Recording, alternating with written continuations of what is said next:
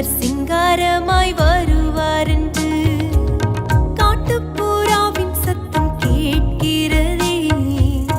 இன்னிசர் என்னை தேடி வருவார் என்று கானக்குயிலின் கானம் இசைக்கின்றதே. மன்னவர் சிங்காரமாய் வருவார் என்று உம் வருகை வரை நான் காத்திருப்பேன். என் விழி இரண்டால் என்றும் விழித்திருப்பேன். உம் வருகை வரை நான் காத்திருப்பேன். என் விழி இரண்டால் என்றும் விழித்திருப்பேன். காட்டுப்புறாவின் சத்தம் கேட்கிறதே. இன்னிசர் என்னை தேடி வருவார் என்று.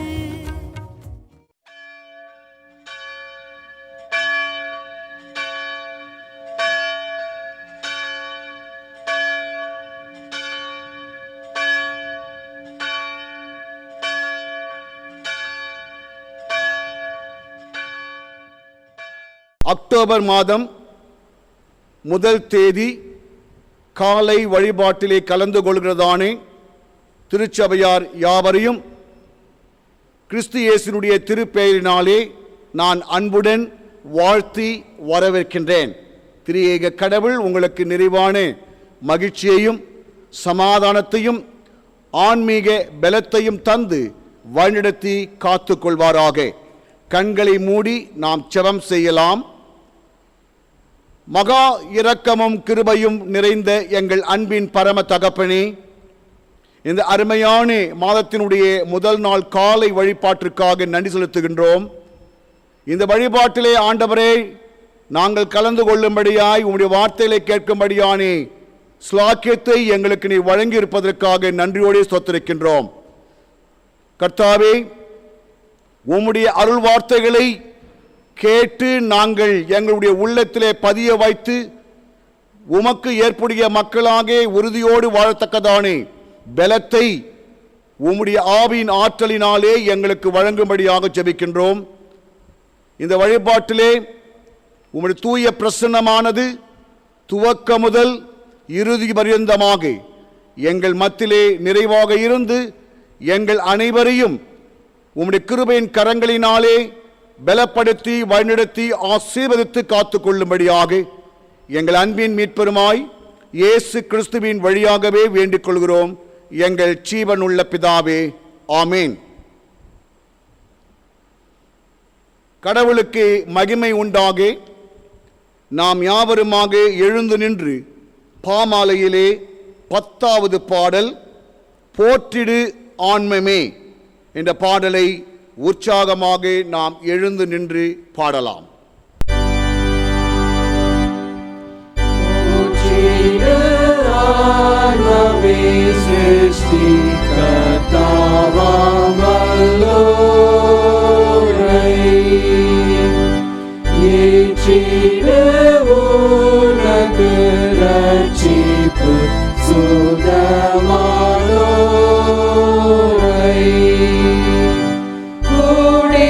கூடிடுவோம் பாடிடுவோம் வரனை, மாண்பாய் சபையாரெல்லோரும்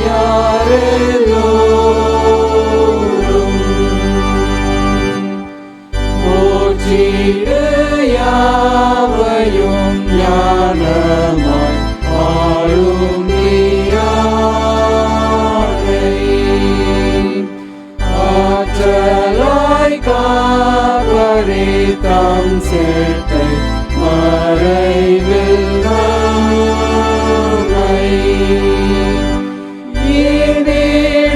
ஈண்டிடுவார். இன்று நாம் வேண்டும் எல்லாம் யாவும் அவர் அருள் நீவாம். போற்றிடு காத்துணை ஆசீர்வதிக்கும் பியாரை, தேற்றியே தயவால் நிரப்புவாருள்வார்.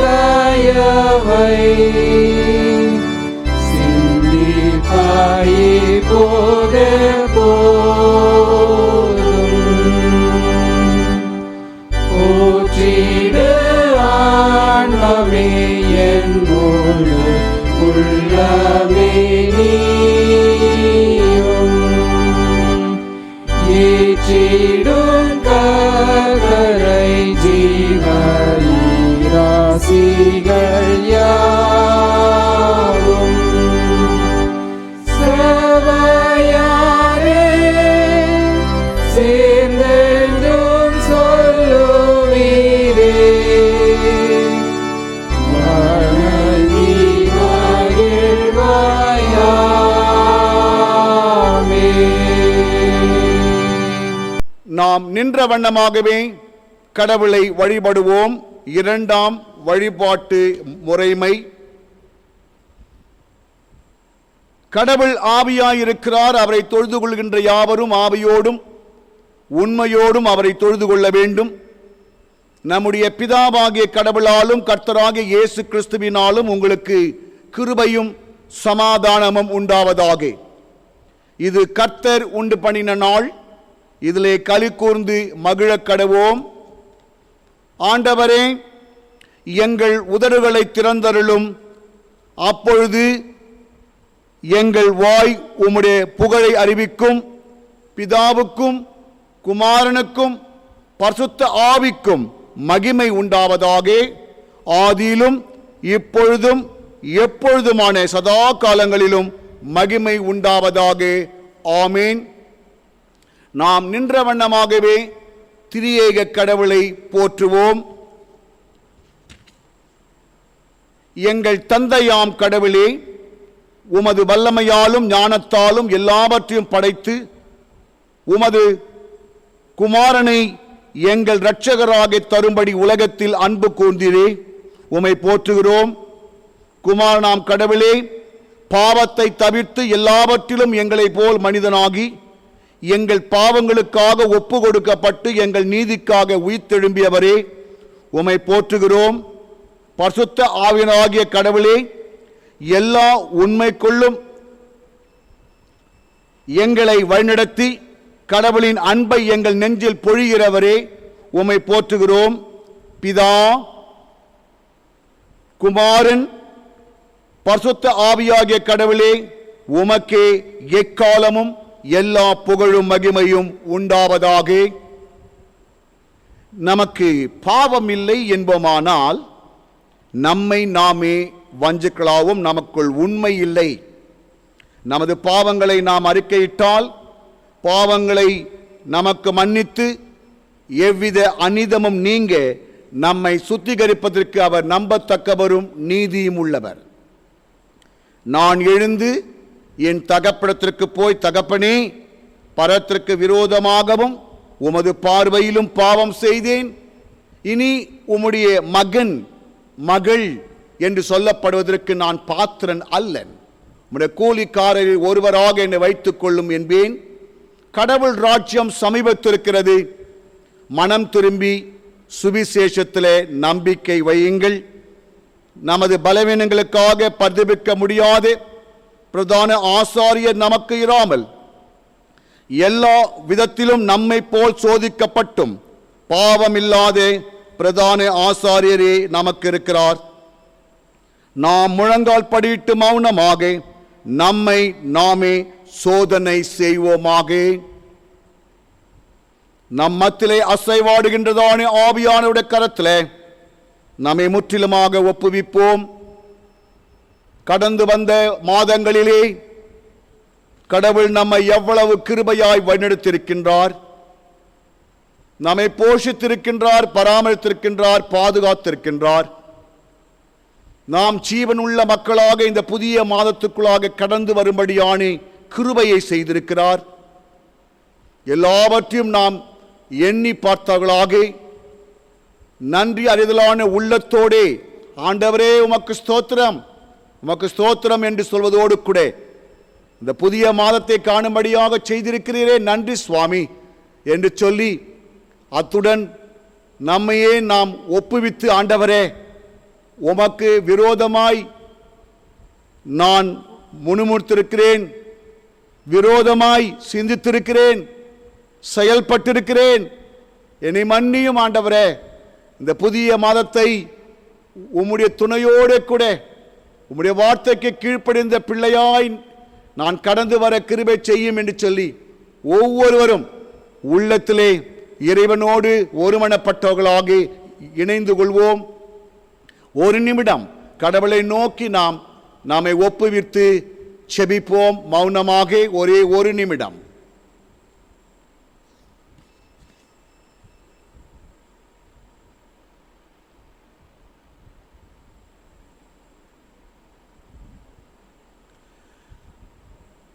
சர்வ வல்லமை உள்ள கடவுளத்திலே நாம் நமது பாவங்களை தாழ்மையோடு அறிக்கை செய்வோம். இரண்டாவது பாவ அறிக்கையை நாம் இணைந்து எடுக்கலாம். எங்கள் தந்தையாம் கடவுளே, நினைவினாலும் வார்த்தையினாலும் செய்கையினாலும் உமக்கு விரோதமாய் பாவம் செய்திருக்கிறோம். முழு மனதோடு நாங்கள் உம்மை நேசிக்கவில்லை. எங்களிடத்தில் நாங்கள் அன்பு கூறுவது போல அயலாரிடத்தில் நாங்கள் அன்பு கூறவில்லை. எங்கள் மேல் இரக்கமாயிருக்க உம்மை வேண்டிக் கொள்கிறோம். எங்கள் பாவ அழுக்கை நீக்கி எங்களை சுத்திகரியும். எங்கள் குற்றங்களை விட்டுவிட எங்களுக்கு உதவி புரியும். எங்கள் ஆண்டவர் இயேசு கிறிஸ்துவின் மூலமாய் வேண்டிக் கொள்கிறோம் பிதாவே, ஆமேன். சர்வ வல்லமையும் மிகுந்த இரக்கமுள்ள ஆண்டவர் மன்னிப்பையும் பாவ நிவர்த்தியும் நமக்கு கட்டளையிட்டருளி வாழ்க்கையை சீர்படுத்துவதற்கான காலத்தையும் தமது பரிசுத்த ஆவியின் கிருபையையும் தேற்றுதலையும் தந்தருள்வாராக, ஆமேன். ஆண்டவரை துதியுங்கள். ஆண்டவரின் நாமம் துதிக்கப்படுவதாக. சபையார் உட்காரலாம். இப்போது திருமறை பகுதியை நாம் வாசிக்க கேட்போம்.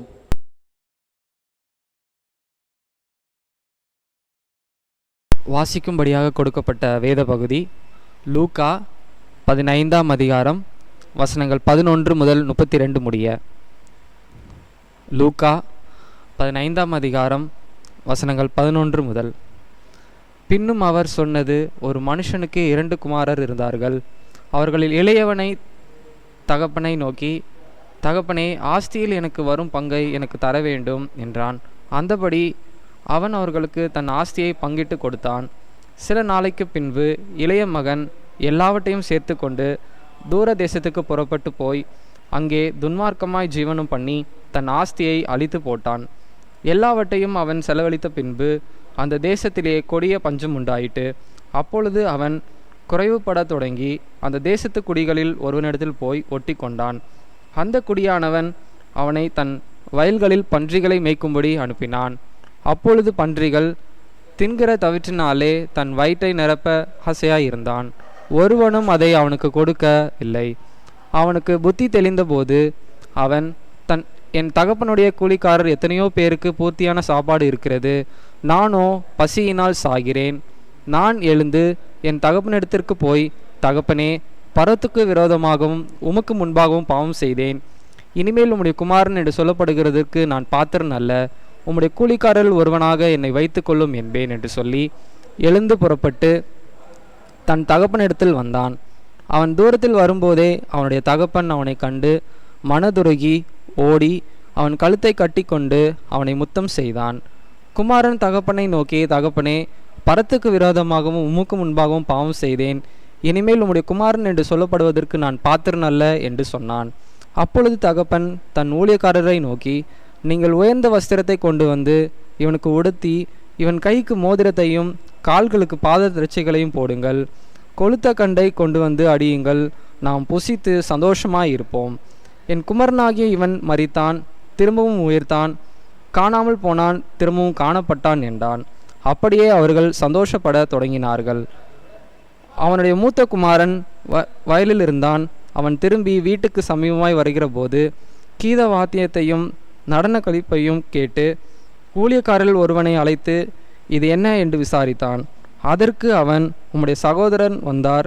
அவர் மறுபடியும் சுகத்துடனே உம்முடைய தகப்பனிடத்தில் வந்து சேர்ந்தபடியினாலே அவருக்காக கொளுத்த கண்டை அடுப்பித்தார் என்றான். அப்பொழுது அவன் கோபம் அடைந்து உள்ளே போக மனதில்லாமல் இருந்தான். தகப்பனோ வெளியே வந்து அவனை வருந்தி அழைத்தான். அவன் தகப்பனுக்கு பிரதித்திரமாக, இதோ, இத்தனை வருஷ காலமாய் நான் உமக்கு ஊழியம் செய்து ஒரு காலம் உம்முடைய கற்பனையை மீறாதிருந்தும் என் சிநேகிதரோடே நான் சந்தோஷமாய் இருக்கும்படி நீர் ஒரு காலம் எனக்கு ஒரு ஆட்டுக்குட்டியையாவது கொடுக்கவில்லை. வேசிகளிடத்தில் உம்முடைய ஆஸ்தியை அழித்து போட்ட உம்முடைய குமரனாகிய இவன் வந்தவுடனே கொளுத்த கண்டை இவனுக்காக அடுப்பித்தீரே என்றான். அதற்கு தகப்பன், மகனே, நீ எப்போதும் என்னோடு இருக்கிறாய், எனக்குள்ளதெல்லாம் உன்னுடையதாய் இருக்கிறது. உன் சகோதரனாகிய இவனோ மரித்தான், திரும்பவும் உயிர்த்தான், காணாமல் போனான், திரும்பவும் காணப்பட்டான். ஆனபடியினாலே நாம் சந்தோஷப்பட்டு மகிழ்ச்சியாயிருக்கிறோம், இருக்க வேண்டுமே என்று சொன்னான் என்றார். வாசிக்கும்படியாக கொடுக்கப்பட்ட வேதப்படி வாசித்தாயிட்டு, கிறிஸ்துவே உமக்கே மகிமை உண்டாதாக. ஆமென். ஜெபம் செய்வோமாக. எங்கள் அன்பின் பிதாவே, நல்ல கடவுளே, உம்முடைய வார்த்தைகளை கேட்கும்படியாய் எங்களை இந்த வேலைக்குள்ளாக அழைத்து வந்திருக்கின்றே ஸ்தோத்திரிக்கின்றோம்.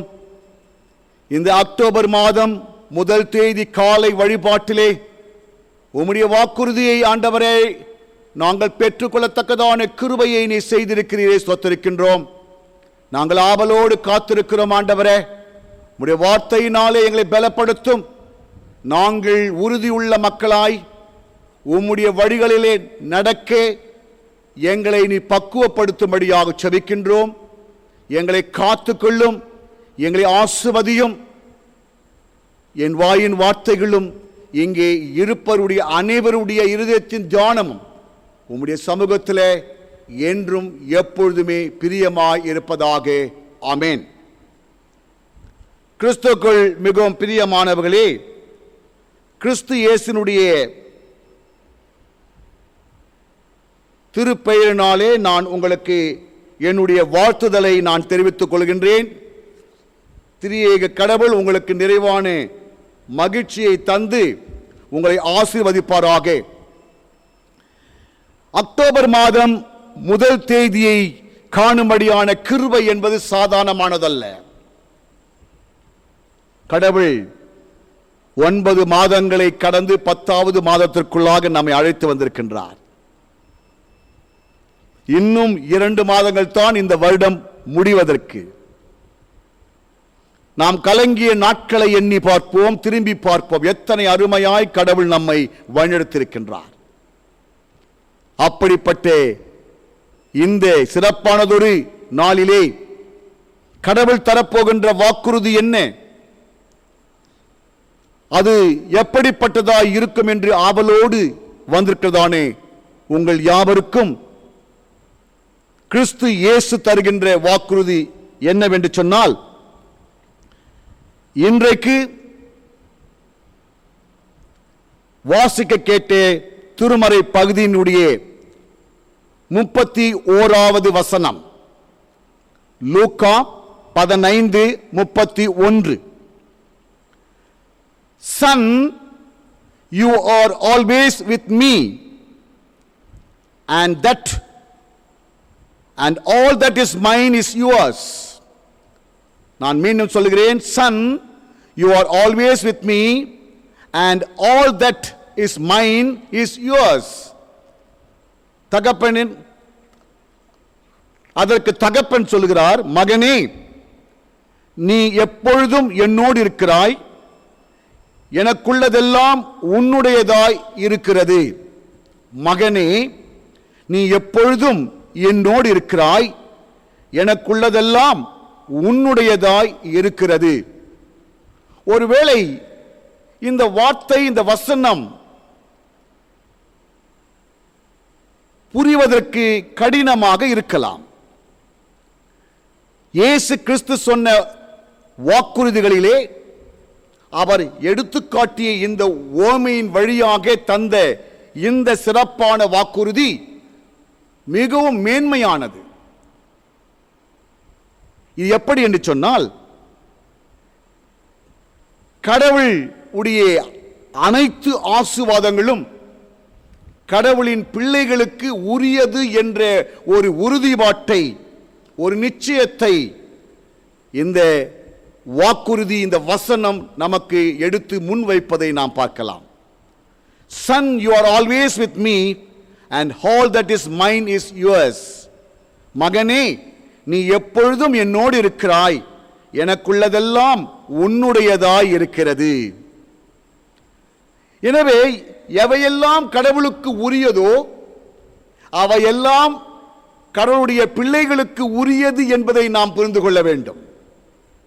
இந்த ஆசீர்வாதத்தை விட ஒரு மேன்மையான ஆசீர்வாதத்தை, ஒரு தெளிவான உறுதியான ஆசீர்வாதத்தை நான் பார்க்கவில்லை. நான் கடவுளின் பிள்ளையாக என்னை ஒப்புவித்து அவர் வழிகளிலே வாழ்கின்ற பொழுது உறுதியாக கடவுளுக்குரிய அத்துணை ஆசீர்வாதங்களும், கடவுள் தன் பிள்ளைகளுக்காக வைத்திருக்கிற அத்துணை ஆசீர்வாதங்களும் கடவுளுடைய பிள்ளைகளுக்கு நிச்சயம் கிடைக்கும், உறுதியாய் கிடைக்கும் என்பதை இந்த வாக்குறுதி அருமையாக தெளிவுபடுத்துவதை நாம் பார்க்கலாம். இந்த லூக்கா எழுதின நற்செய்தியாளர் 15வது அதிகாரம் 11 32 வசனங்களை நாம் வாசித்திருப்போம். அந்த வசனத்தினுடைய பகுதியிலே ஓமை சொல்லுகின்ற கருத்து என்ன? ஒரு தந்தைக்கு 2 பிள்ளைகள். ஏன் 2 பிள்ளைகள் என்று சொன்னார்கள்? ஒரு பிள்ளை தந்தைக்கு விரோதமாய் சிந்திக்கின்றான், ஒரு பிள்ளை தந்தையுடைய வார்த்தையை கேட்டு அங்கே வாழ்ந்து கொண்டிருக்கின்றான். 2 வேறுபட்ட சிந்தை கொண்டவர்களை இந்த ஓமை நமக்கு எடுத்து முன்வைப்பதை பார்க்கலாம். தந்தையோடு வாழ்ந்து கொண்டிருக்கின்ற 2 பிள்ளைகளிலே இளைய மகன் தன் தந்தையிடம் சென்று, எனக்குரிய பங்கை நீங்கள் பிரித்து கொடுங்கள் என்று உயிரோடு இருக்கின்ற பொழுதே தன் பங்கை கேட்கின்றான். காரணம் என்ன? அவன் உலகத்தை நோக்கி பார்ப்பதோடு கூட அந்த வாழ்க்கையினாலே ஈர்க்கப்பட்டவனாக, அந்த வாழ்க்கையின் மீது மோகம் கொண்டவனாக, ஆசை கொண்டவனாக, நம்பிக்கை கொண்டவனாக, அந்த வாழ்க்கையை நான் பெற்றுக்கொள்ள வேண்டும், எனக்கு தந்தையோடு இருக்கின்ற வாழ்க்கை வேண்டாம், இந்த வாழ்க்கை எனக்கு பிடிக்கவில்லை, இது வேண்டாம் என்று சொல்லி தன்னுடைய பங்கை வாங்கி கொண்டு அவன் தூர தேசம் புறப்பட்டு செல்கிறான். அங்கு சென்றவன் அந்த பகுதியிலே அவன் வாழ்கின்ற வாழ்க்கை பணத்தை மையமாக படுத்தி இயங்குகின்ற ஒரு சமூகத்தின் வாழ்க்கை. பணம் இல்லை என்று சொன்னால் சமூகத்திலே ஒருவரும் மதிக்க மாட்டார்கள், ஒரு பொருளாக கூட எண்ண மாட்டார்கள், ஒரு உயிராக கூட எண்ண மாட்டார்கள். அந்த உண்மையை அந்த அருமையான மகன் அந்த வாழ்க்கையினோடே கடந்து வருகின்ற பொழுது, எல்லா பணமும் தீர்ந்து போகின்ற பொழுது, பன்றிக்கு இடுகின்ற உணவு கூட கிடைக்காத ஒரு நிலை வந்த பொழுது அவன் உணர்ந்து கொள்கின்றான், என் தந்தையின் வீட்டிலே வேலைக்காரர்களுக்கு கூட நல்ல நிறைவான உணவு இருக்கிறதே, அங்கே ஒரு வாழ்க்கை இருக்கிறதே, பாதுகாப்பான வாழ்க்கை என்று அவன் எண்ணுவதை நாம் தெளிவாக புரிந்து கொள்ளலாம். எனவே 2 விதமான நம்பிக்கை, 2 விதமான சமூக அமைப்பு, இவற்றை தெளிவாக காட்டுகின்ற இந்த ஓமை எப்படி ஒரு தந்தை ஆவலோடு காத்து கொண்டிருக்கிறார், அந்த வாழ்க்கையை நோக்கி சென்ற மக்கள், நோக்கி சென்ற மகன் அதை புரிந்து கொண்டவனாக மனமாறி திரும்பி வர வேண்டும், அதை தவறு என்று அனுபவித்து அது உண்மை தவறு, அதனால் வாழ்வு இல்லை என்று சொல்லி அந்த வாழ்க்கைக்கு துன்மார்க்கத்திற்கு மறித்து அவன் பிதாவினோடு தன் தந்தையோடு இருக்கின்ற வாழ்க்கைக்காக உயிர்த்தெழும்பியனாக வர வேண்டும் என்று ஒரு ஆவலோடு காத்திருக்கின்ற தந்தையை இந்த ஓமை காட்டுகின்றது. பார்த்து கொண்டிருக்கிறார் தந்தை, அந்த மகன் வந்து கொண்டிருக்கிறான். அவன் சொல்லுகிறான், பரத்திற்கு விரோதமாகவும் உமது பார்வையிலும் நான் பாவம் செய்தேன். அப்பா, நான் தகுதியே இல்லாதவன், மகன் என்று சொல்வதற்கு தகுதி இல்லாதவன். கிறிஸ்துவுக்குள் மிகவும் பிரியமானவர்களே, இன்றைக்கு சமூகத்தை நோக்கி ஓடுகின்ற கூட்டங்கள் அதிகம். உலகத்தினுடைய ஆசை பாசங்களுக்கெல்லாம் தங்களை ஈடுபடுத்திக் கொண்டு அதன் மேன்மையை, அந்த பொய்மையை மேன்மை என்று எண்ணிக்கொண்டு அந்த வாழ்க்கைக்காக தங்களை அர்ப்பணித்து போராடி கொண்டிருக்கிற கூட்டங்கள் அதிகம். அந்த வாழ்க்கை பொய்மை, அவைகளிலே வாழ்வு இல்லை, மனித உறவுகள் இல்லை என்பதை இந்த இளைய மகன் புரிந்து கொண்ட வண்ணமாக இந்த ஓமை நமக்கு முன்வைத்துக் கொண்டிருக்கிறது. நீங்கள் புரிந்து கொள்ள வேண்டும், தந்தையோடு இருக்கின்ற வாழ்க்கை தான் உண்மையான உறவை மதித்த வாழ்க்கை, பணத்தை மையப்படுத்திய வாழ்க்கை அல்ல. தந்தையோடு வாழ்கின்ற வாழ்க்கையிலே நிறைவான எல்லாம் நமக்கு கிடைக்கிறது. உறவு இருக்கிறது, அன்பு இருக்கிறது, பாதுகாப்பு இருக்கிறது. அதை புரிந்து கொண்ட மகனாகி அவன் மனமாறி வருகின்றான். இதை தெளிவாக நாம் பார்த்துக்கணும். அந்த வேத பகுதியை வாசித்து பாருங்கள். வருகின்றவன் தன் தந்தையினாலே ஏற்றுக்கொள்ளப்பட்டு, பாருங்க, யாரெல்லாம் உலகத்தினுடைய வழிகள், உலகத்தினுடைய மேன்மைகள், உலகத்தினுடைய ஆசாபாசங்கள், உலகத்தின் வாழ்வு எல்லாவும் தவறு என்று உணர்ந்து கொண்டு மனம் திரும்புகின்றார்களோ அவர்களை இறைவன் ஆவலோடு ஏற்றுக்கொள்கின்றார். ஏற்றுக்கொண்டவர் பாருங்க, அருமையா மோதிரம், மிக அருமையான ஆடை, பாதரட்சை எல்லாம் போட்டு மீண்டுமாக அவன் இறைவனுடைய தன் பிதாவினுடைய வீட்டிலே அந்த உரிமை சுதந்திரத்தை பெற்றுக் கொள்கிறான், ஆசீர்வாதத்தை பெற்றுக் கொள்கிறான். இந்த நிகழ்வு ஏன் சொல்லப்பட்டது தெரியுமா?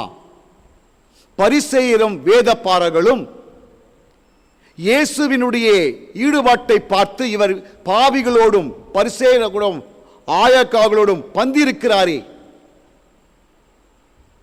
இவர் ஆயக்காரர்கள் பாவிகளோடு பந்திருக்கிறார், ஏற்றுக்கொள்கிறார் என்று சொல்லி பரிசேயரும் வேதபாரர்களும் பார்த்து பொறாமை கொண்டார்கள். அந்த பரிசேயர் வேதபாரரை போலத்தான் மூத்த மகன் இருக்கிறான். அவன் பொறாமை கொள்கிறான். மனம் திரும்பி வந்த பின்பு கூட மகனை ஏற்றுக்கொள்வதற்கு அவனுக்கு மனதில்லை. கிறிஸ்துவை பொறுத்த வரையிலே இந்த ஓமையை சொல்லுகின்ற பொழுது வேதபாரகரையோ பரிசேயரையோ இறை அரசுக்குள்ளாக வேண்டாம் என்று சொல்லவில்லை. அவர்களும் வரட்டும், அவர்களும் இருக்கட்டும், மனம் திரும்பிய மக்களும் இருக்கட்டும் என்று சொல்லி ஒரு ஒட்டுமொத்த இறை சமுதாயத்தை அவர் வெளிக்காட்டுகின்றவராக இருக்கின்றார். ஆனால் இந்த மூத்த மகன் வேண்டாம் என்று அவன் பிடிவாதமாய் இருந்தபொழுது கூட தந்தையே வந்து அழைக்கின்றார். தந்தை வந்து வெளியிலே வந்து மூத்த மகனை அழைப்பது என்பது பரிசேயரையும் வேதபாரகரையும் அழைப்பதற்கு சமமாகும். நீங்களும் வாருங்கள், உங்களை வேண்டாம் என்று சொல்லவில்லை, மனம் திரும்பியவர்களும் உள்ளே இருக்கட்டும் என்று அந்த ஒரு வெளிச்சத்தை இந்த ஓமை எடுத்து காட்டி, தந்தை இடத்திலே அந்த மூத்த மகன் கேட்ட கேள்விக்கு பதிலையும் முன்வைக்கின்றது. அவன் கேட்கின்றான், நான் உம்மோட கூட இவ்வளவு நாட்கள் பாடுபட்டும் எனக்காக ஒரு வெகுமதியும் நீ தரவில்லையே, ஒரு ஆட்டுக்குட்டியை கூட என்னுடைய நண்பர்களோடு பகிர்ந்து உண்ண தரவில்லையே. பாருங்க, நண்பர்களோடு பகிர்ந்து உண்பதற்கு கேட்டிருக்கின்றான். இந்த இளைய மகனும் கூட அந்த துன்மார்க்க வாழ்க்கைக்குள்ளாக செல்வதற்கு ஒருவேளை நண்பர்கள் காரணமாக இருந்திருக்கலாம். அந்த தவற்றை மூத்த மகன் செய்யாதபடிக்கு தந்தை தடுத்திருக்கின்றார். அதை அவன் புரிந்து கொள்ளவில்லை. இளையவனும் அந்த ஆலோசனை பெற்றிருப்பான். அவன் கீழ்ப்படியாமல் போனான். மூத்த மகன் கீழ்ப்படிந்திருக்கிறான். தந்தை தராத பொழுது கூட அவன் கீழ்ப்படிந்திருக்கிறான். ஆனால் அவன் நோக்கம் என்ன? இதன் வழியாக வெளிப்படுத்துகின்ற உண்மை என்னவென்று சொன்னால், அவன் வெகுமதி கிடைக்கும் என்றே அவன் பணியாற்றினவனாக காணப்படுகின்றான். தந்தை இடத்திலே பணியாற்றுவதற்கு வெகுமதியை எதிர்பார்த்து பணியாற்றுவதற்காக நீங்களும் நானும் அழைக்கப்படவில்லை. இத்தனை நாட்கள் நான் பணியாற்றுகிறேனே, எனக்கு எந்த பாராட்டுதலும் இல்லையே, வெகுமதி இல்லையே என்று அந்த மூத்த மகன் எதிர்பார்த்திருக்கிறான் என்பதையும் இந்த ஓமை எடுத்து காட்டி, நாம் பிதாவின் வீட்டிலே இருந்தாலும் கூட உண்மையான அன்பிலே நாம் செயல்படவில்லை என்று சொன்னால் அது ஆசீர்வாதம் கிடையாது. கடவுளின் பிள்ளைகளாக வாழ்கின்ற பொழுதுதான் அந்த ஆசீர்வாதத்தை பெற முடியும். எவர் ஒருவர் கடவுளின் பிள்ளையாக வாழ்கிறாரோ அவருக்குத்தான் இன்றைய நாளினுடைய வாக்குறுதி முன்வைக்கப்படுகின்றது என்பதை நான் சுட்டிக்காட்ட ஆசைப்படுகின்றேன். என்ன வாக்குறுதி? மகனே, நீ எப்பொழுதும் என்னோட கூட இருக்கிற, எனக்கு என்னெல்லாம் உண்டோ அதெல்லாம் உன்னுடையது. அப்படி என்றால் ஒன்றை தெளிவாக புரிந்து கொள்ள வேண்டும். எவர் ஒருவர் கடவுளின் பிள்ளையாக உறுதியாக மாறுகிறாரோ நிச்சயமாக உறுதியாக அத்துணை ஆசீர்வாதங்களையும் இந்த நாளில் இருந்தே பெற்றுக்கொள்ள முடியும் என்பதை அழுத்தம் திருத்தமாக இந்த ஓமை நமக்கு எடுத்து காட்டுகின்றது. எனவே தான் கிறிஸ்துவுக்குள் மிகவும் பிரியமானவர்களே, இந்த ஓமையின் வழியாக கடவுள் நமக்கு முன்வைக்கின்ற ஒரு வாக்குறுதி, மகனே நீ எப்போதும் என்னோடு இருக்கிறாய், எனக்குரியதெல்லாம் உன்னுடையது. அப்போ கடவுளின் பிள்ளையாக மாறுவது தான் அடிப்படை. நல்லா புரிஞ்சுக்கணும். இந்த வாக்குறுதியை நம்ம எப்படி நம்ம புரிஞ்சுக்கலாம் சொன்னா, கடவுளின் பிள்ளையாக மாறணும். அந்த இளைய மகன் அந்த உலகத்தினுடைய துன்மார்க்கத்தை விட்டொழிந்து, அதன் மீது வைத்த நம்பிக்கையை விட்டொழிந்து, அது தவறானது, பொய்மையானது, மாயையானது என்று சொல்லி மனம் திருங்குகின்ற ஒரே ஒரு மனிதன் தான் இறை பிள்ளையாக இருக்க முடியும். அது தவறு என்று மனம் திரும்ப வேண்டும். இன்றைக்கு அநேக விசுவாசிகள் உலகத்தை நோக்கி பார்க்கிறவர்கள், உலகத்தின் வாழ்க்கை மேன்மை என்று கருதி கொண்டிருக்கின்றார்கள். செல்வம் எனக்கு பாதுகாப்பு, செல்வம் எனக்கு கௌரவம், செல்வம் எனக்கு எல்லா விதமான மேன்மை என்று எண்ணிக்கொண்டிருக்கின்றார்கள். நாம் எண்ணுகின்ற வரையிலே நீங்களும் நானும் கடவுளின் பிள்ளையாக இருக்க முடியாது. கடவுளின் பிள்ளையாக மாறினால் ஒழிய கடவுள் தந்த இந்த வாக்குறுதி நமக்குரியதாக மாறாது. அதான் பாருங்க, கடவுளின் பிள்ளையாக மாறி எப்படி யோவான் 1:12 சொல்கிறது, அவருடைய நாமத்தினாலே, நாமத்தின் மேல் விசுவாசம் உள்ளவர்களாய் அவரை ஏற்றுக்கொண்டவர்கள் எத்தனை பேர்களோ அத்தனை பேர்களும் கடவுளுடைய பிள்ளைகள் ஆகும்படி அவர்களுக்கு அதிகாரம் கொடுத்தார். எப்படி? இயேசு தான் உண்மையாக கடவுளுடைய பிள்ளைக்கான ஒரு முன்மாதிரி. நீங்க வந்து கேட்கலாம், எப்படிங்க கடவுள் பிள்ளைன்னா எனக்கு யார் எடுத்துக்காட்டு, முன்மாதிரி? இயேசு கிறிஸ்து ஒருவர் தான் கடவுளின் பிள்ளைக்குரிய முன்மாதிரி. அப்ப இயேசுவை போல மாறுகின்ற பொழுதுதான் நாம் கடவுளுக்குரிய அத்துணையும் நாம் பெற்றுக்கொள்ள முடியும். Whatever belongs to God, that will belong to us. அவரை சேர்ந்ததெல்லாம் நம்மை சேர்ந்தது. அதான் பாருங்க, கடவுள் வருத்தப்படுறாரு, நீங்க கடவுள் பிள்ளையாக இல்லாமலே கேட்டுக்கொண்டிருக்கின்றீர்கள், கடவுள் பிள்ளையாக வாழாமலே கேட்டுக்கொண்டிருக்கிறோம். எனக்கு கஷ்டம் போனோம், எனக்கு வியாதி போனோம், எனக்கு துன்பங்கள் போனோம், எனக்கு ஏமாற்றங்கள் போனோம், கஷ்டங்கள் போனோம், நஷ்டங்கள் எல்லாம் நீங்க வேண்டும் என்று சொன்னால் ஒரே ஒரு வழிதான், கடவுளின் பிள்ளையாக மாற வேண்டும். அதிலே வெற்றி உண்டு. கடவுளின் பிள்ளையாக மாறுவதிலே வெற்றி உண்டு. பாருங்க, கடவுளின் பிள்ளையாக நம்ம வாழாதனால்தான் நமக்கு ஆசீர்வாதம் கிடையாது. ஏசாயா 1:2-4 வசனங்களை வாசித்து பாருங்கள். வானங்களே, பூமியே செவிகொடு, கர்த்தர் பேசுகிறார்.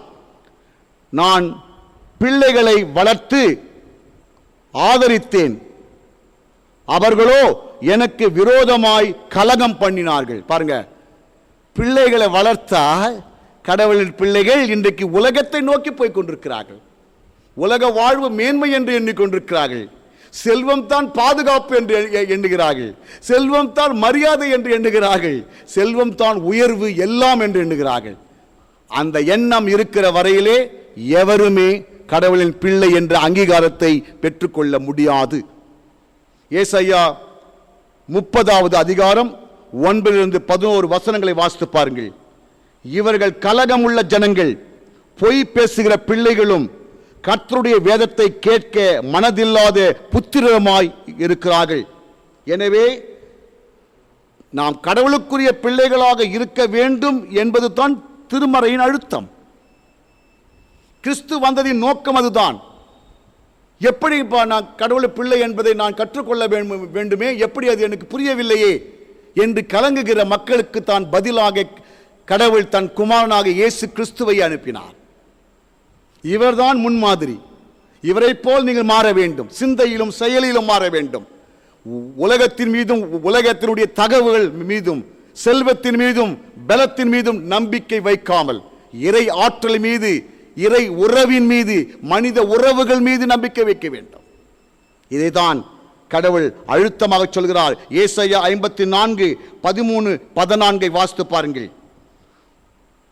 உன் பிள்ளை எல்லோரும் கர்த்தரால் போதிக்கப்பட்டிருப்பார்கள். உன் பிள்ளைகளுடைய சமாதானம் பெரிதாயிருக்கும்.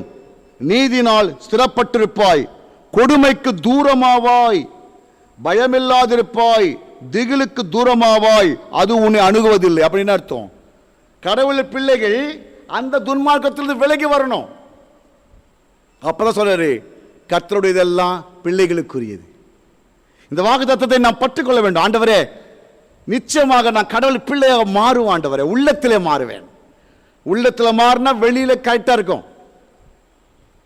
உள்ளத்திலே மாறுகின்ற பொழுது அதன் பலனை நாம் காண முடியும். நம் கொள்கைகள், எண்ணங்கள், வாழ்வு பதிவுகள் எல்லாம் கூட இறைவனுக்கு ஏற்புடையதாக இருக்க வேண்டும்.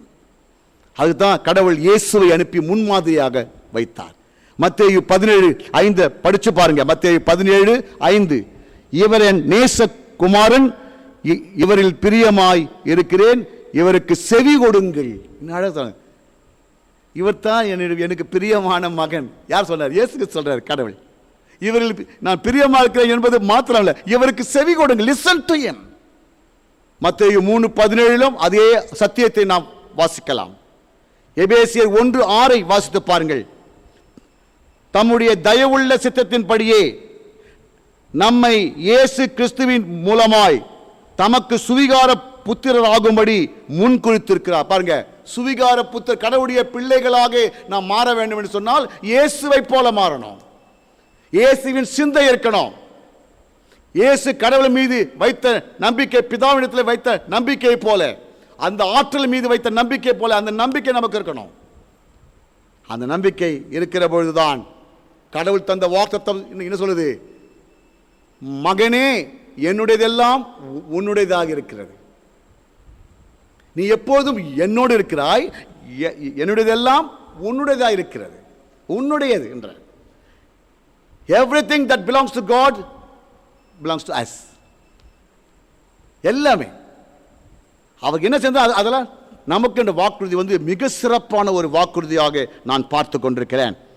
கிறிஸ்துவுக்குள் மிகவும் பிரியமானவர்களே, எனவே தான் அந்த இயேசு சொன்னார், நீ பிள்ளையா இருக்கணுமா, நீ பிள்ளையா வாழணுமா, நீ பிள்ளையா வாழணும் சொன்னா இயேசுவை முன்மாதிரியா பற்றிக்கொள். அந்த இயேசு சொன்னார். மத்தேயு 5:21-48 படிச்சு பாருங்க. அதுல வருஷம் சொல்ற, நான் சொல்லுகிறேன். மற்றவங்களை பார்த்து காப்பீடுக்க வேணாம். உலகத்தினுடைய மதிப்பீடுகள் வேணாம். அவனுக்கு இறைவன் இயேசுவின் வழியாக தந்த மதிப்பீடுகள் என்பது அளவிடப்பட முடியாதது, மகிமையானது. அந்த மத்தேயு 5:45 நீ வாசித்து பார்த்தா, ஆகையால் பரலோகத்தில் இருக்கிற உங்கள் பிதா பூர்ண சகுனராய், பாருங்க 48:45 நீ வாசித்து பார்த்தீங்கன்னா, இப்படி செய்வதனால் நீங்கள் பரலோகத்தில் இருக்கிற உங்கள் பிதாவுக்கு புத்திரராய் இருப்பீர்கள். மத்தேயு 5:45. எப்படி அவர் சொன்னாரு? ஒரு மைல் கூட 2 மைல் தூரம் போ, ஒரு கணத்தில் கரைந்த மறுகணத்தை காட்டு. இதெல்லாம் மிக கடினமான ஒன்று. இதற்கு எதிராக நம்முடைய உள்ளம் என்றைக்குமே போராடி கொண்டிருக்கிறது. இதைத்தான் உலக தகவல் சொல்லுது. அதெல்லாம் நம்மளுக்கு ஒத்து வராதுப்பா, இது ரொம்ப கடினம். இதை நாம் பழக்கப்படுத்திக் கொள்கின்ற பொழுதுதான் இறை சாயலாக மாறுவோம், இறை பிள்ளையின் சாயலாக மாறுவோம். அதான் சொல்ல பாருங்க, மத்தேயு 5:48, ஆகையால் பரலோகத்தில் இருக்கிற உங்கள் பிதா பூர்ண சகுனராய் இருக்கிறது போல நீங்களும் பூர்ண சகுனராய் இருக்க கடவீர்கள். நமக்கு அந்த குணங்களும் தன்மைகளும் இயேசுவை போன்றதாக மாறுகிற பொழுது, இயேசுவின் சாயலாக மாறுகிற பொழுது நாம் பிள்ளைகள். அப்போ பிதாவின் உடையதெல்லாம் நமக்குரியது, கடவுளுக்குரிய அத்தனை ஆசீர்வாதங்களும், அவர் பிள்ளைகளுக்காக வைத்திருக்கிற அத்தனை ஆசீர்வாதங்களும் எனக்கு, நமக்கு, பிள்ளைகளுக்கு உரியது. அது யாரும் மறுக்கவே முடியாது. அதை இயேசு நிரூபித்து காட்டினார். பாருங்க, யோவான் 16:24 வாசித்து பாருங்க. இதுவரைக்கும்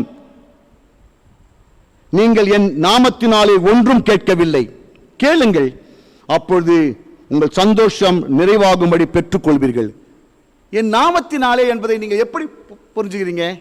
இன்றைக்கு திருச்சபையால் விசுவாசிகள் இயேசுவின் திருப்பெயர் நாமம் என்பது என்ன? கடவுளின் பிள்ளை என்ற அடையாளம். கடவுளின் பிள்ளை. When you become a son or daughter of God, the children of God will receive all the blessings that have been kept for the children of God. பிள்ளைகளுக்காக வைக்கப்பட்டிருக்கிற அத்தனை ஆசீர்வாதங்களையும், கடவுள் வைத்திருக்கிற அத்தனை ஆசீர்வாதங்களையும் பிள்ளைகளாக நாம் பெற்றுக்கொள்ள முடியும். இதைத்தான் அழுத்தம் திருத்தமாக அந்த வாக்குத்தத்த வார்த்தை, இந்த உவமை நமக்கு எடுத்து காட்டுகிறது. எனவே அப்படிப்பட்ட இந்த ஆசீர்வாதங்களை நாம் புரிந்து கொள்ள வேண்டும் என்று சொன்னால், எப்படிப்பட்ட ஆசீர்வாதங்கள்லாம் கடவுள் வைத்திருக்கிறார். முதல்ல பார்த்தோம், கடவுள் தன் பிள்ளைகளுக்காக ஆசீர்வாதங்களை வைத்திருக்கிறார். அதைத்தான் இந்த உவமையின் வழியாக, நீ எப்போதும் என்னோடு இருக்கிறாய், எனக்குரியதெல்லாம் உன்னுடையதாய் இருக்கிறது என்ற வார்த்தை பார்த்தோம். இரண்டாவது, அப்படி என்றால் நாம் கடவுளின் பிள்ளைகளாக எப்படி நாம் இருக்க வேண்டும் என்பதை கூட மிக தெளிவாக கற்றுக்கொண்டோம். இயேசுவை போல நாம் எல்லா சிந்தையிலும் செயலிலும் மாறி உலகத்தை நாம் இறையரசுக்கு எதிராக இருக்கிறது என்பதை புரிந்து கொண்டவர்களாக அதை விட்டொழிக்க வேண்டும். மூன்றாவது, அவர் நமக்காக பிள்ளைகளுக்காக வைத்திருக்கிற அடிப்படை ஆசீர்வாதங்கள் என்ன? நிறைய இருக்குது. அதில் மூன்றை மாத்திரமே நான் சொல்லிக்கொள்ள விரும்புகின்றேன். ஒன்று, ஆரோக்கியமான வாழ்வு, ஹெல்த்தி லைஃப். இரண்டாவது, ஆற்றல் உள்ள வாழ்வு, பவர்ஃபுல் லைஃப். மூன்றாவது, அழியா வாழ்வு, எவர்லாஸ்டிங் லைஃப். இந்த ஆரோக்கியமான வாழ்வு பாருங்க, கடவுளின் பிள்ளைகளுக்கு கடவுள் தருகின்ற முதல் ஆசீர்வாதமே, the children will enjoy the healthy life. சாதாரணமானதல்ல. Even in the midst of tribulation, problems, sufferings, you will have a kind of a life, the health in your body. ஒரு சில காரியங்களில் வேறுபடுகின்ற பொழுது அவர் சொல்றாரு, என் கிருபை உனக்கு போதும் என்றார். அப்போஸ்தலனாகிய பவுலுக்கு சரீரத்தில் ஒரு பலவீனம் இருந்தது. அவர் சொல்றாரு, கவலைப்படாத, உன் பலவீனத்தில் என் பலன் பூர்ணமாக விளங்கும். அப்படின்னு என்ன அர்த்தம்? அது இருந்தும் கூட அது இல்லாதிருக்கிற நிலைமையை அவன் பெற்றுக்கொண்டான். அது இருக்கிறது, ஆனால் எல்லாவற்றையும் அவனால் செய்ய முடிந்தது. ஆனால் தான் என்னை பலப்படுத்துகிற கிறிஸ்துவினாலே எல்லாவற்றையும் செய்ய எனக்கு பலன் உண்டு என்று சொன்னான். சங்கீதம் 103:3-5 வாசித்து பாருங்க. அவர் உன் அக்கிரமங்கள் எல்லாம் மன்னித்து உன் நோய்களை எல்லாம் குணமாக்கி உன் பிராணனை அழிவுக்கு விலக்கி மீட்டு உன்னை கிருபையினாலும் இரக்கங்களினாலும் முடிசூட்டி நன்மையினால் உன் வாயை திருப்தியாக்குகிறார். கழுகுக்கு சமானமாய் உன் வயது திரும்ப வாழ வயது போலாகிறது. So healthy life is the best life. The healthy life is granted to the children when you by God. It's a very great blessings. சங்கீதம் 107:20 வாசித்து பார்த்தா பாருங்க. அவர் வசனத்தை அனுப்பி அவர்களை குணமாக்கி அவர்களை அழிவுக்கு அவர் தப்புவிக்கின்றார். அப்படின்னா அர்த்தம், இவை எல்லாவற்றையும் நாம் ஏன் வாசிக்கிறோம் என்று சொன்னால், கடவுளின் பிள்ளைகளுக்கு கடவுள் வைத்திருக்கிறதான பெரிய கிருபை என்னவென்று சொன்னால், ஆசீர்வாதம் என்னவென்று சொன்னால், சுகமான ஜீவியம், சுகமான வாழ்வு. பாருங்க, சீடர்கள் இருந்தார்கள். சீடர்களுக்கெல்லாம், இயேசுவின் சீடர்களுக்கு பலவீனப்பட்டு சிக்கப்பட்டிருந்தாங்க. எந்த ரெக்கார்ட்லையும் அவ்வளவா இல்லை. அப்போஸ்தலனாகிய பவுல் மட்டும் தான் தரப்பட்டிருக்குது. ஆனால் அவர்கள் இருந்தாலும் கூட அவைகள் மத்தியிலே அவர்கள் பலம் உள்ளவர்களாக வாழ்ந்தார்கள். உபாகமம் 28 நீங்க வாசித்து பாருங்க. கடவுளுடைய பிள்ளைகளுக்கு வைக்கப்பட்டிருக்கிற ஆசீர்வாதங்கள், அது இல்லாமல் அந்த பிள்ளைகளாக வாழாமல் போவதினாலே வருகின்ற வியாதிகள், பலவீனங்கள் என்ன என்பதையும் கூட உபாகமம் 28 தெளிவாக காட்டுகிறது. கிறிஸ்துவுக்குள் மிகவும் பிரியமானவர்கள், நாம் பிள்ளைகளாக வாழுகின்ற பொழுது, மாறுகின்ற பொழுது, கடவுளுக்குரிய முக்கியமான ஆசீர்வாதங்களில் ஒன்று அந்த சுகமான ஜீவியம் ஆசீர்வாதம். அது நமக்கு தரப்படுகிறது. நம் பலவீன மத்தியிலே அவர் பலன் பூர்ணமாக விளங்குகின்ற ஆசீர்வாதம். இரண்டாவதாக, ஆற்றல் உள்ள வாழ்வு, த பவர்ஃபுல் லைஃப். பாருங்க, இரண்டாவது கடவுளுடைய ஆசீர்வாதங்கள் என்னன்னு சொன்னா, அவர் கடவுளத்தில் இருக்கின்றவைகள் எதுன்னு சொன்னா முக்கியமானது, the power to live, the power to overcome all the problems of the world. அந்த சொல்ல பாருங்க, 1 யோவான் 4:4 பிள்ளைகளே, பாருங்க, பிள்ளைகளே, பிள்ளைகள் சொல்ற நான் பிள்ளைகளாக இருக்கணும். பிள்ளைகளே, நீங்கள் தேவனால் உண்டாயிருந்து அவர்களை ஜெயித்தீர்கள், ஏனெனில் உலகத்தில் இருக்கிறவனிலும் உங்களில் இருக்கிறவர் பெரியவர். Feel that the God is present in you and is so powerful. He is greater than anyone else in the world. அவர் எல்லாத்துடைய பெரியவராக இருக்கிறார். அதைத்தான் நாம் கற்றுக்கொள்ள வேண்டும், புரிந்து கொள்ள வேண்டும். அதைத்தான் அவர் தம் சீடர்களுக்கு தருகிறார். நீங்க அசுத்தாவை துரத்துவீங்க, நீங்க அசுத்தாவியை துரத்துவீங்க, அந்தகார சக்திகளை எல்லாம் நீங்கள் மேற்கொள்வீர்கள். இத மார்க்கு 6:7 வாசித்து பாருங்க. மத்தேயு 10:1 வாசித்து பாருங்க. பாருங்க, மத்தேயு 10:17 19 நீங்க வாசித்து பார்த்தீங்கன்னா, அவன் வந்து அந்த 70 பேர் அனுப்பும் போது அவர்கள் வந்து சொல்கிறார்கள், என்ன சொல்றாங்க? சத்துருடைய சகல வல்லமையும் மேற்கொள்ளவும் உங்களுக்கு அதிகாரம் கொடுக்கிறேன், ஒன்றும் உங்களை சேதப்படுத்தாது. போயிட்டு சொல்றாங்க, எங்களுக்கு ஒண்ணும் ஆகல, அவங்க எல்லாம் கீழ்ப்படிது, பிசாசு ஓடுது. அப்ப என்ன அர்த்தம்? இன்றைக்கு இன்றைய சூழ்நிலையை நாம் பார்த்தால் பிசாசுகள் கிறிஸ்தவர்களை மேற்கொண்டிருக்கிறதா? நீங்கள் பிசாசுகளை மேற்கொள்கின்றீர்களா? அந்தகார சக்தி உங்களை அடிமைப்படுத்துகிறதா? நீங்கள் அதை அடிமைப்படுத்துகின்றீர்களா? அதை மேற்கொள்கின்றீர்களா? பிலிப்பியர் 4:13 என்னை பலப்படுத்துகிற கிறிஸ்துவினாலே எல்லாவற்றையும் எனக்கு பலன் உண்டு. I have the power. I can do all things through Christ who strengthens me. எல்லாவற்றையும் எனக்கு பலன் உண்டு. இதை தான் நீங்க பார்க்கலாம். 2 கொரிந்தியர் 4:7-8 வாசித்து பாருங்க. மண் பாண்டத்திலே அவருடைய ஆற்றலை பெற்றிருக்கிறோம். பிள்ளைகாக வாழ்ந்தா தான் அந்த ஆற்றலை நாம் பெற்றுக்கொண்டு வாழ முடியும். இல்லாட்ட நீங்க பலவீனமானவர்கள். 1 கொரிந்தியர் 3:16 பாருங்க. நமக்குள்ளாக அந்த ஆவியானவர் இருக்கு. அதுக்கு என்ன அர்த்தம்? அந்த ஆற்றல் நமக்கு கடவுள் தன் பிள்ளைகளுக்கு தந்திருக்கிறார். அப்போ சுகமான வாழ்வை அவருடைய பொக்கிஷத்திலிருந்து நாம் பெற்றுக்கொள்கிறோம். வல்லமையான வாழ்வை, ஆற்றல் உள்ள வாழ்வை அவர் கரத்திலிருந்து பெற்றுக்கொள்கிறோம். எப்பொழுது? பிள்ளைகளாக வாழ்கின்ற பொழுது என்பதை நாம் புரிந்து கொள்ள வேண்டும். எனவே தான் 2 கொரிந்தியர் 4 7-9 வாசித்து பாருங்க. நாங்கள் எப்பக்கத்தில் நொறுக்கப்பட்டும் ஒடுங்கி போவதில்லை என்றாங்க. கலக்கம் அடைந்தும் மனம் முறிவடைவதில்லை, துன்பப்படுத்தப்பட்டும் பாருங்க கைவிடப்படுவதில்லை, கீழே தள்ளப்பட்டும் மடிந்து போவதில்லை. ஏன் தெரியுமா? கிறிஸ்துவின் ஆற்றல், அந்த ஆசீர்வாதத்தை பிள்ளைகளுக்கு அவர் தருகின்றவராக இருக்கிறார். When you believe that you are all children of God, you can enjoy the power of God in your life. You can have the healthy life in your lifetime in the world. கிறிஸ்துவுக்குள் மிகவும் பிரியமானவர்களே, இதைத்தான் அவர் சொல்றார். இந்த நம்பிக்கையை நீங்க கொள்ளுங்கன்றார். 3ஆவதாக அழியாத வாழ்வு. மிக சிறப்பான ஒரு ஆசீர்வாதம் தெரியுமா? எனக்குள்ளவைகள்லாம் உன்னுடையதாகி இருக்கிற சொல்றதுக்காக இன்னொன்று தெரியுமா? இன்னொரு ஆசீர்வாதம் அழியாத வாழ்வு. சரி, சாதாரணமானதில்லை, பெரிய ஒரு ஆசீர்வாதம்.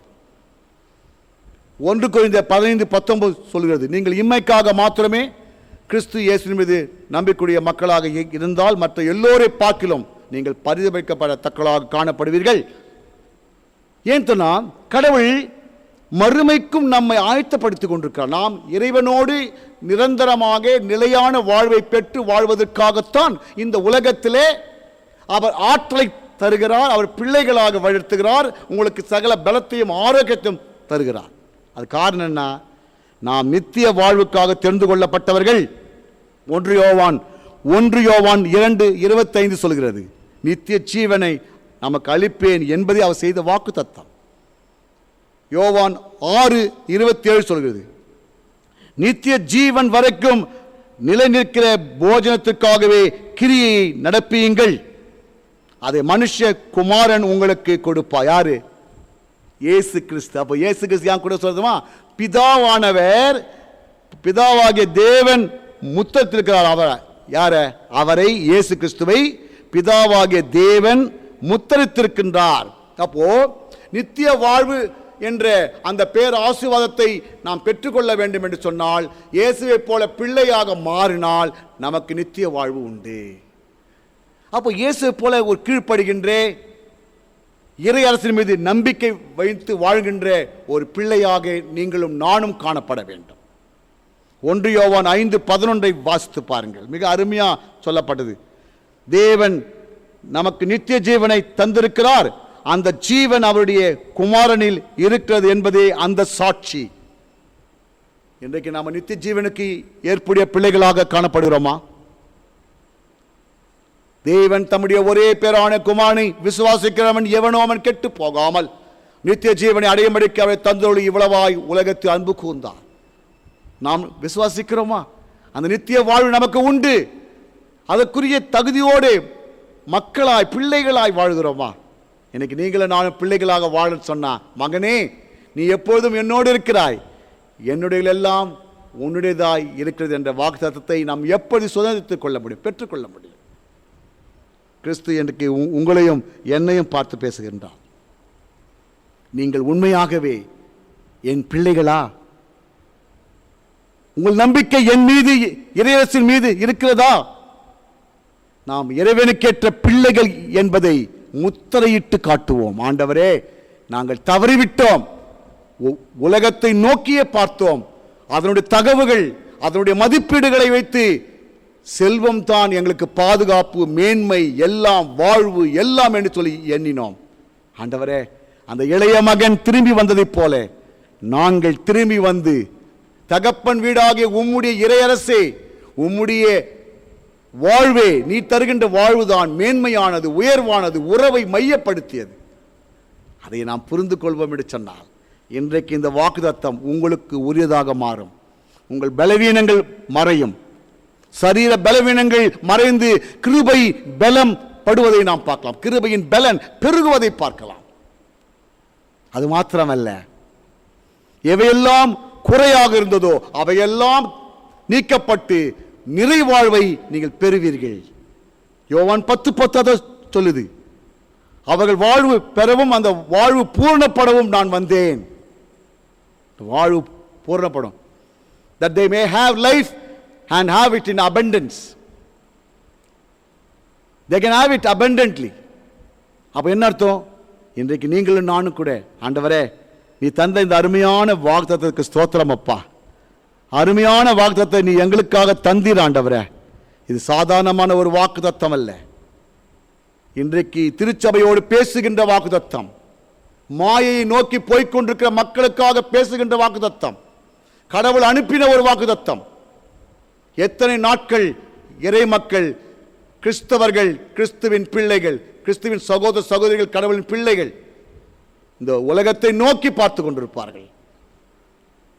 மனம் திரும்புவோம் இளைய மகனைப் போல. அவருடைய திராட்சை தோட்டத்திலே வெகுமதிக்காக பணியாற்றாமல், ஆண்டவரே நீர் என் தந்தை, பணியின் நிமித்தமாக நாம் கடவுளின் பிள்ளைகள் அல்ல.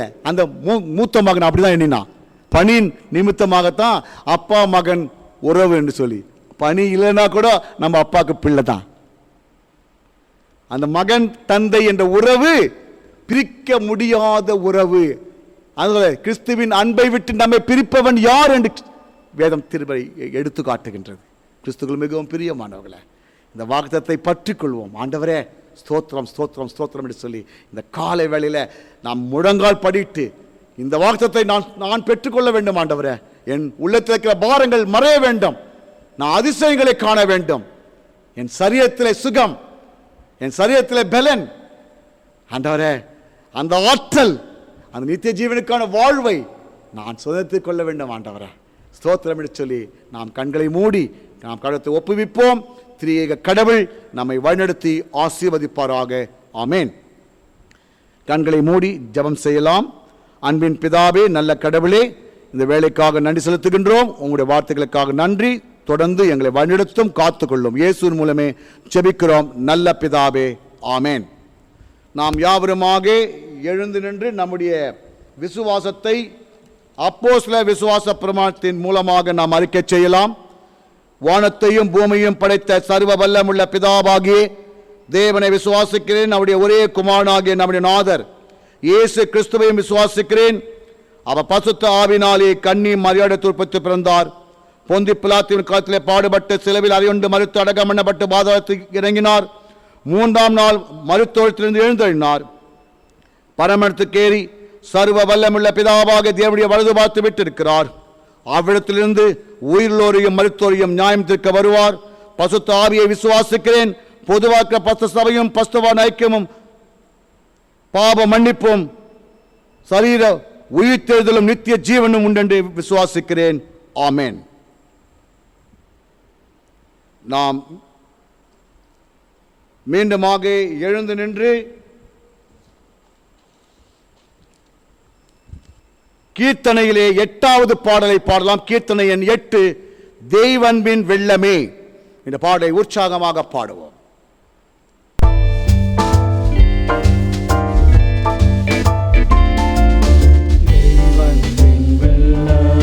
திருவருள் தோற்றமே மெய்மனதானந்தமே செய்யனின் செம்பாதம் சேவிக்கையுவேளை ஐயானின் அடிபணிந்தே செய்யனின் செம்பாதம் சேவிக்கையுவேளை ஐயானின் அடிபணிந்தே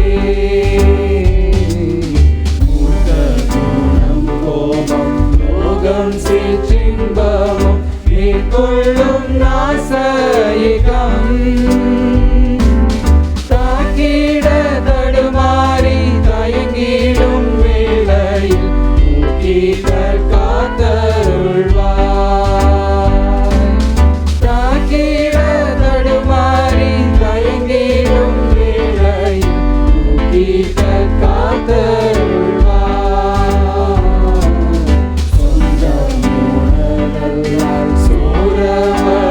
செல்ல எந்தாயுனி வேணோயா உன்வி கமலமம் பூமாலை கோத்துனி பொற்பாதம் பிடித்து கொள்வே உன்வி கமலமம் பூமாலை கோத்துனி பொற்பாதம் பிடித்து கொள்வே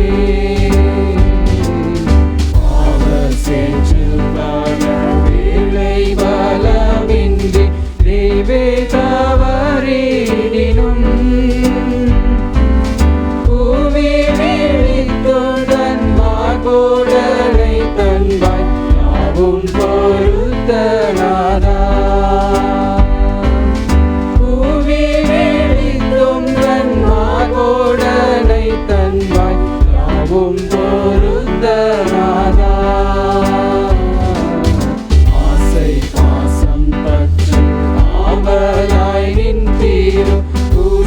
பீடம் படைமே மோசவழிதனை முற்று மகச்சிய நேசனை நினைத்தோழுவே மோசவழிதனை முற்று மகச்சிய நேசனை நினைத்தோழுவே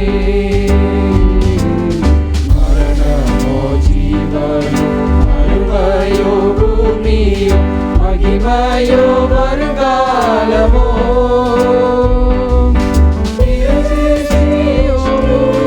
உயர்ந்ததோ தாழ்ந்ததோ திரும்பிடுமோ தெய்வன்பை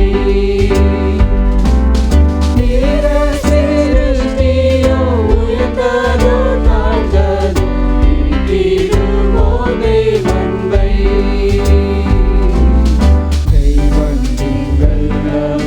திருவருள் தோற்றமே மெய்மனதானந்தமே செய்யனின் செம்பாதம் சேவிக்கையுவேளை ஐயானின் அடிபணிந்தே செய்யனின் செம்பாதம் சேவிக்கையுவேளை ஐயானின் அடிபணிந்தே.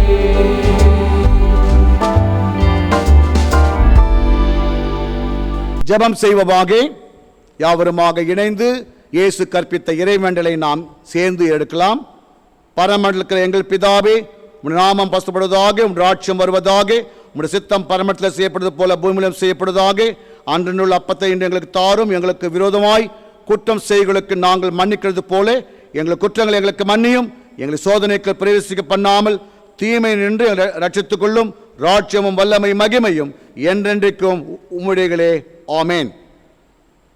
கிருபையும் இரக்கமுள்ள பிதாவே, இந்த அக்டோபர் மாதத்தினுடைய முதல் நாள் காலை வேலைக்காக நன்றி செலுத்துகின்றோம்.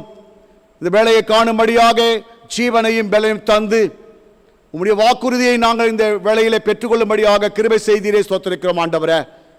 ஒரு தெளிவான ஒரு வாக்குறுதியை நீ எங்களுக்காக நீ முன்வைத்திருக்கின்றீர். மகனே, நீ எப்பொழுதும் என்னோடு இருக்கிறாய், என்னுடையவள் எல்லாம் உன்னுடையதாய் இருக்கிறது என்று சொல்லியிருக்கிறீர். கர்த்தாவே, உம்மோடு இருக்கிற நாங்கள் உம்முடைய பிள்ளைகளாய் ஆண்டவரே நாங்கள் உறுதியோடு வாழ்கின்ற பொழுது எங்களுக்கு அந்த ஆசீர்வாதங்கள் உண்டு ஆண்டவரே. பிள்ளைகளுக்காக நீர் வைத்திருக்கிற அத்தனை ஆசீர்வாதங்களும் எங்களுக்கு உண்டு ஆண்டவரே. நாங்கள் பிள்ளைகளாய் மாற, பிள்ளைகளாய் ஒப்பு கொடுக்க, பிள்ளைகளாய் வாழ்வதற்கு உறுதி பூண ஆண்டவரே நீ கிருபை செய்யும்படியாக செபிக்கிறோம்.